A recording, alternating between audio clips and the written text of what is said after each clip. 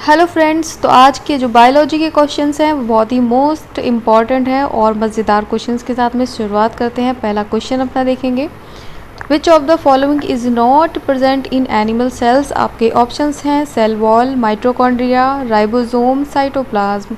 तो आपका यहाँ पर जो क्वेश्चंस है वो सिंपली आपसे पूछना चाह रहा है कि आपके एनिमल सेल में इन ऑप्शंस में से कौन सा एक ऑप्शन है जो कि आपका प्रेजेंट नहीं होता है एनिमल सेल्स में। देन आपके जो यहाँ पर ऑप्शंस दे रखे हैं सेल वॉल, माइटोकॉन्ड्रिया, राइबोसोम और आपका साइटोप्लाज्म। तो आपका जो राइट ऑप्शन होगा यहाँ पर सेल वॉल जो है आपकी प्रेजेंट नहीं होती है एनिमल सेल्स में। आपका जो राइट आंसर है वो आपका होगा सेल वॉल।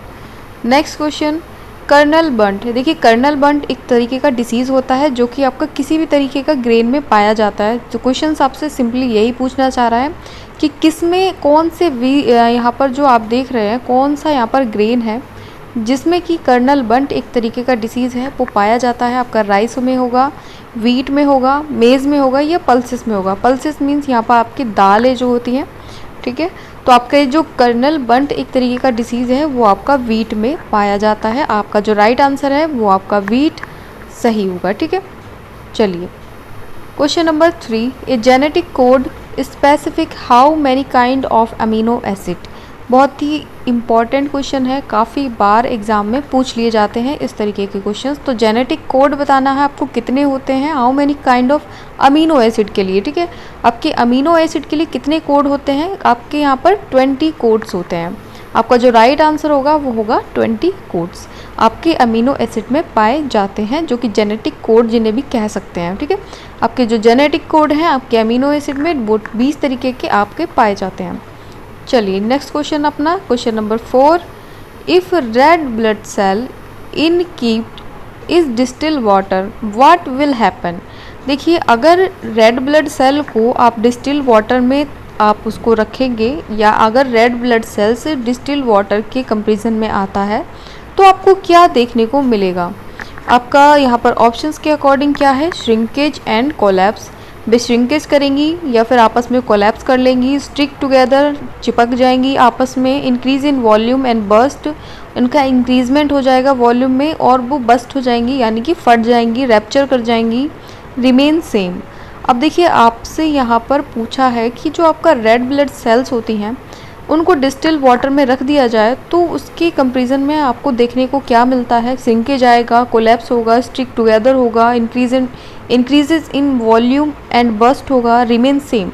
तो देखिए अगर यहाँ पर रेड ब्लड सेल आपकी डिस्टिल वाटर में जा रही हैं तो वहाँ पर कुछ ना कुछ रिएक्शंस होंगी, ठीक है। आइदर वो श्रिंक करेंगी, कोलैप करेंगी। तो यहाँ पर देखिए इसका जो राइट आंसर है फ्रेंड्स आपका होगा, उनमें क्या होता है जब रेड ब्लड सेल आपकी डिस्टिल वाटर के कंपेरिजन में आती है तो उनका जो वॉल्यूम होता है वो धीमे धीमे क्या होता है इंक्रीज़ करना चालू हो जाता है और वो उसके बाद में फूल जाती हैं अच्छी तरीके से। फिर क्या होंगी वो एक मतलब एक प्रेशर पड़ने पर वो क्या हो जाती हैं, बस्ट हो जाती हैं, क्योंकि वॉल्यूम इंक्रीज़ हो रहा है तो कुछ ना कुछ अंदर से प्रेशर बढ़ रहा होगा तो उसके कंपेरिजन में क्या होगा कि वो यहाँ पर बस्ट हो जाएंगी, ठीक है। तो जो आपका राइट आंसर होगा वो increases in volume and bast, ठीक है।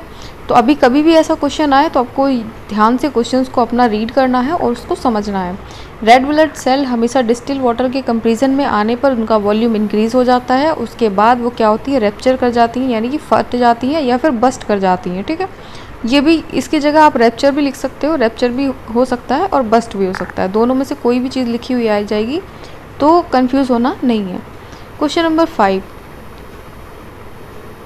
Rafflesia is the plant. देखिए यहाँ पर रेफ्लेशिया की बात हो रही है तो ये एक तरीके का प्लांट होता है। Is a plant which largest flower and found in many part of the south east Asia. It is a, ये किस तरीके का आपका आपका किस तरीके का आपका ये प्लांट है। तो आपका जो प्लांट्स यहाँ पर दे रखे हैं वो किस तरीके का होगा। आपका ये रेफ्लेशिया आपने सभी ने पढ़ रखा होगा फ्रेंड्स, ये एक तरीके का पैरासाइटिक प्लांट होता है, ठीक है। जो अपना ऑप्शन है वो ऑप्शन नंबर सी सही होगा, पैरासाइटिक प्लांट है रेफ्लेशिया जो कि आपका साउथ ईस्ट एशिया में पाया जाता है, ठीक है। ध्यान रखिएगा ऑप्शन नंबर 3, 5th का आपका ऑप्शन नंबर 3 करेक्ट आंसर रहेगा, ठीक है। चलिए इसको सही करते हुए अपना नेक्स्ट क्वेश्चन देखते हैं। A tablet of which along the following vitamins. अब यहाँ पर एक टैबलेट की बात हो रही है। A tablet of which among the following vitamins we advised to be used after purification of water by iodine as a disinfectant? ठीक है, आपका कौन सा है यहाँ पर? विटामिन ए है, विटामिन बी है, सी है या फिर डी है? तो आपका जो राइट आंसर है वो विटामिन सी होगा। ठीक है, चलिए नेक्स्ट क्वेश्चन देखेंगे। Question number 7। Question number 7, brachytherapy. आपने सुना होगा कभी भी ब्रैकीथेरेपी? देखिए थोड़ा सा यहाँ पर डिस्क्राइब करना चाहेंगे फ्रेंड्स। ये ब्रैकीथेरेपी क्या होता है? देखिए कोई एक डेंजरस डिसीज़ हो गई, यानी कि कैंसर हो गया या कोई भी यहाँ पर डिसीज़ हो सकती है जो कि हार्मफुल होती है, डेंजरस होती है। तो ब्रैकीथेरेपी क्या होती है? यहाँ पर उस जगह पर एक कैप्सूल, मान लीजिए कि सपोज दैट एक कैप्सूल है या किसी भी फॉर्म में हो सकता है, तो ये एक तरीके का क्या होता है, इसको थेरेपी दी जाती है। और जहाँ पर एक पर्टिकुलर रीज़न होता है, जहाँ पर कैंसर हुआ होता है, जो पार्ट होता है, वहाँ पर इसके आसपास उसको क्या कर देते हैं, रख दिया जाता है। तो ये किस तरीके की थेरेपी होती है? ये एक रेडियोथेरेपी होती है फ्रेंड्स। ठीक है, अपना जो आंसर है वो रेडियोथेरेपी होगा। तो क्वेश्चन एक बार आपको समझा देते हैं अच्छी तरीके से।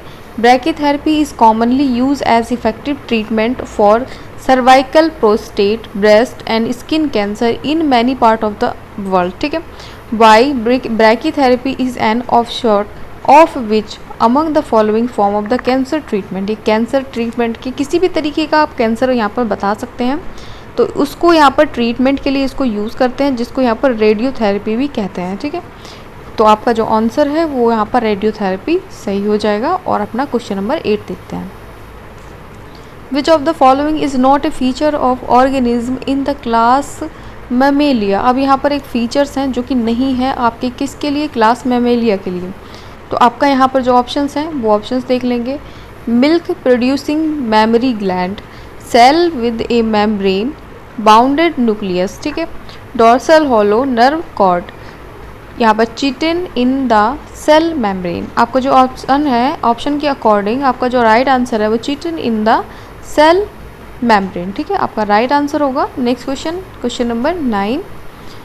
विच branch of biology is deal with the study of seed. आपका यहाँ पर देखिए deal of study of seed, आपका यहाँ बताना है सीड। ठीक है, किसके साथ में? आपका यहाँ पर जैसे एम्ब्रियोजेनेसिस आपके ऑप्शंस हैं, स्पर्मेटोलॉजी है, जेरेंटोलॉजी, उसके बाद हिस्टोलॉजी। तो आपका जो आंसर है वो आपका होगा स्पर्मेटोलॉजी।